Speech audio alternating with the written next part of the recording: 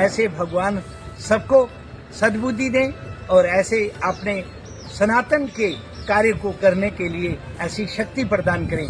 भगवान की बड़ी कृपा है जो आज हमें ये सौभाग्य प्राप्त हुआ। द्वारकाधीश की पावन पवित्र धरती पे हम लोग जैसे गिरिराज जी की परिक्रमा करते हैं, वृंदावन में दर्शन करते हैं, तो ये सौभाग्य हमको आज प्राप्त हुआ है भगवान का। हम लोग वहाँ बैठ करके ये कई बार चर्चा करते थे कि द्वारकाधीश भगवान हमारे बांके बिहारी जी, श्री हरि हमारे गोविंद ब्रज में से फिर पूरी यात्राएं करते हुए और वो आज द्वारकाधीश में आए। तो ऐसे हम लोग कई बार कल्पनाएं करते थे, कई बार सुनते रहते थे, देखते रहते थे। तो ये बहुत अपने में एक अलग से ही महसूस होता था भगवान के साथ चर्चाएं करनी, भगवान के साथ उनके ख्याल में रहना, उनके ध्यान में रहना, उनके भाव में रहना।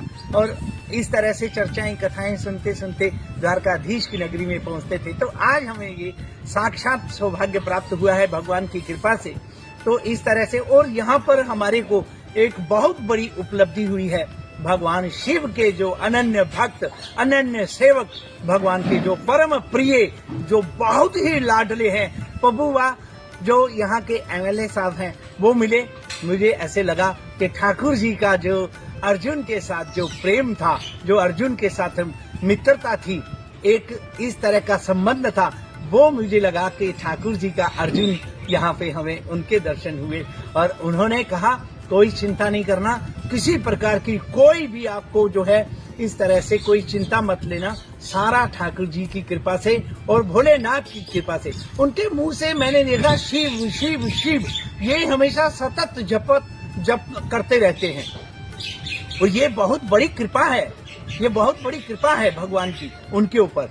तो उन्होंने कहा कि कोई चिंता नहीं करना और कोई यहाँ पे इस तरह से जो भी कार्य हैं वो सारे आप निश्चिंत हो जाओ और छोड़ दो, सब ठाकुर जी पे, शिव पे छोड़ दो। और वो सारा का सारा जिम्मेदारी उन्होंने अपने ऊपर ले ली। ये बहुत बड़ी कृपा है भगवान नारायण की हम पे, और उनके ऊपर शिव की ऐसी कृपा है कि सब स्वयं जो है, जब नारायण का काम नारायण की धरती पे, प्रभु की धरती पे यहाँ हो रहा है, तो प्रभु ने ही बल्कि शिव ने कहा कि आप क्यों करोगे, वो मैं करूंगा।